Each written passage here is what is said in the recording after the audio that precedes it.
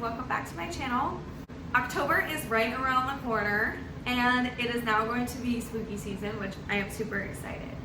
The most common question that I get asked around this time of year is, how do I book my own investigations and where do I get permission? How do I find if I can be somewhere? How much is it? Different things like that. So I'm going to be covering those basic questions for you guys today. I did cover some of them in my how to be a paranormal investigator video. I'll link that up here. And you guys can check that out if you need further information after this. Basically, everybody wants to be spooky this time of year. They want to be doing creepy things, and that's super cool. I definitely encourage doing an investigation if you are into the paranormal. It's very different than what you see on TV. Booking an investigation is super easy. It's super simple once you understand it, so I'm going to help guide you through that, and then you guys will be able to book your own investigations. So let's start simple. If you don't have a place figured out yet, stick around till the end of the video and I'll tell you guys how to look for a location. Let's assume that you have a location picked out currently. There are a bunch of different ways to go about doing this, and sometimes it's really simple and then sometimes it's not so simple.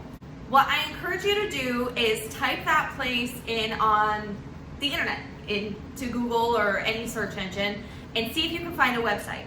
Typically places that allow investigations will have a website up, and you can find all of their information on the website. So they usually have simple steps on how to book.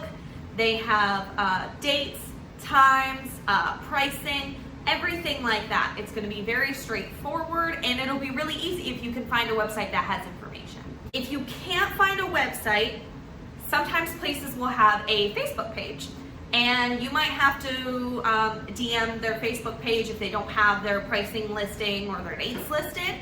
But in most cases, they do have that listed on their Facebook page. If you don't see a website or a Facebook page, this is where it can be semi-problematic. Typically, places that don't have a website or a Facebook page probably doesn't allow people in to investigate. And that can be problematic. I do not recommend trespassing. Trespassing is a nuisance on the community, and I have seen so many places close down because they just couldn't get the trespassing under control. I've seen them be demolished because they can't take it no more. They don't want to spend the money to send cops out to patrol and things like that. You can get hurt while trespassing. It's generally not safe, plus it's against the law. I don't recommend trespassing. Let's say the location that you're looking at is in Indiana. Find a Haunted Places of Indiana Facebook group and post what you're looking for, and post that you're looking to contact somebody from there. Generally, people who have been in the group for a little bit longer will know a little bit more on how to get a hold of somebody.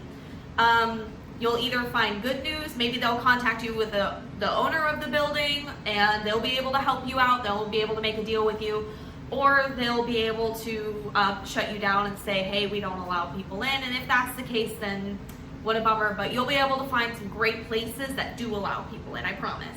Another thing to keep in mind is if you're looking to do a battlefield, a cemetery, anything like that, those are typically owned by the city or the state. Sometimes you can find a website, sometimes you can't find a website, so just dig around. Ask on Facebook groups if anybody knows where to get permission to be at so-and-so, or things like that. You should be able to find permission that way.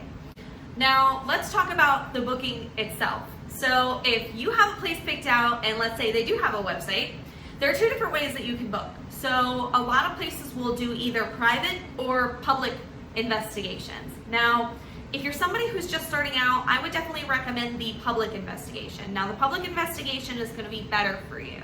This is a starter level to intermediate level, and there's a couple reasons for that. So first off, the public investigations are severely cheaper than the private investigations. Public investigations gain you access into the building, and they allow you to take the tour to learn the history on the building. Now, the only downfall to public investigations is that you'll be investigating with other people that you don't know. So they let anybody in on a public investigation. Usually they have a max of, let's say, 20 to 25 people, just depending on the building. And that is their limit. So they will allow as many people as they can on a public night, and you can take advantage of this. So you can go investigate on a public night, which is what I would recommend that if you are a beginner or you've never been on a public investigation before. This allows you to meet people. You're going to maybe hang out with them, learn different techniques. They'll be able to show you their devices. A lot of people who are investigating are really, really nice. Sometimes you might get maybe like a crazy person or maybe somebody who's not so nice, but generally you do meet a lot of nice people when you're on public investigations. Now keep in mind, if you're filming on a public investigation, usually you don't have permission to film and put that up on YouTube. So if you're filming, that's going to be a different story for you. But if you're just going to have a fun time because it's October and you want to do something creepy, it's going to be an amazing experience for you. Now there's a couple things that you have to keep in mind when you're doing a public investigation. And that's typically, you're not the only person there. So don't be loud, don't be disrespectful. Try not to wear noisy clothing with like chains and stuff on them.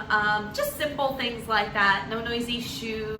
They'll have a list of rules that you have to take into consideration. So they're usually listed on their website. So I would check those out prior to the day that you go. Public investigations can range in price. Typically, they're anywhere from $30 to maybe $200. It really just depends on where you're going. The price is going to be very different. But it should generally be a lot cheaper than the private investigations.